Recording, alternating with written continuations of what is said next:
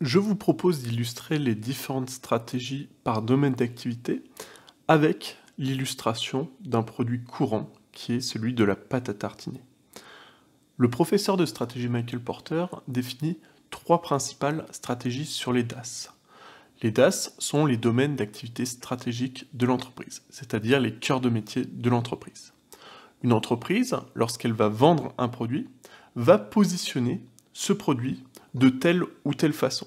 Pour Michael Porter, il existe trois principales stratégies sur les DAS. Une stratégie de domination par les coûts, qui consiste à vendre un produit en grande quantité et peu cher. Une stratégie de différenciation, qui a pour but de vendre un produit en grande quantité, mais avec un prix qui sera lui plus cher et qui sera la justification d'une bonne qualité. Et enfin, une stratégie de niche qui va être un produit qui sera vendu à une petite parcelle de consommateurs, mais à un prix qui restera également relativement cher. Et donc, pour illustrer ces trois grandes stratégies, je vous propose de prendre l'exemple du cas de la pâte à tartiner. Nous avons donc une pâte à tartiner.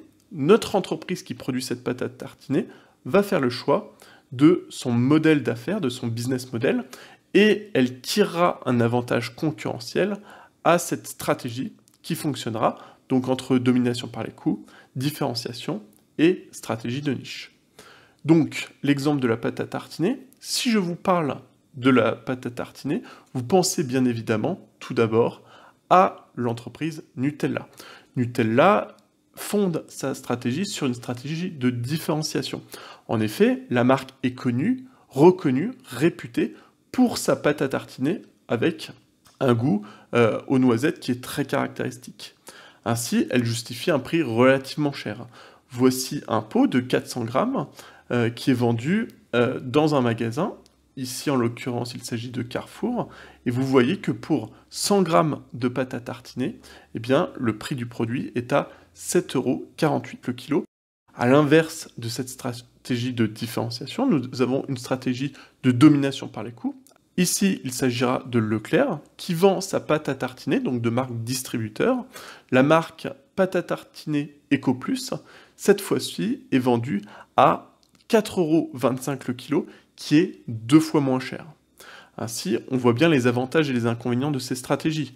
Nutella vend un produit différenciant, plus cher, avec une certaine qualité, mais elle a dû mener une stratégie marketing très importante pour arriver à cette stratégie de différenciation.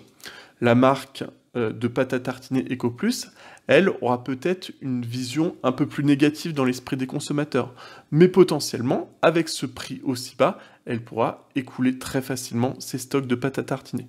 Nous avons enfin une dernière stratégie qui est la stratégie de niche, également appelée stratégie de focalisation, avec une dernière marque de pâte à tartiner, cette fois-ci une pâte à tartiner Louis Vuitton, et oui, cette marque existe, et nous avons ici un pot de 330 grammes qui coûte 30 €, c'est-à-dire qu'un pot d'1 kilo serait aux alentours de 90 €.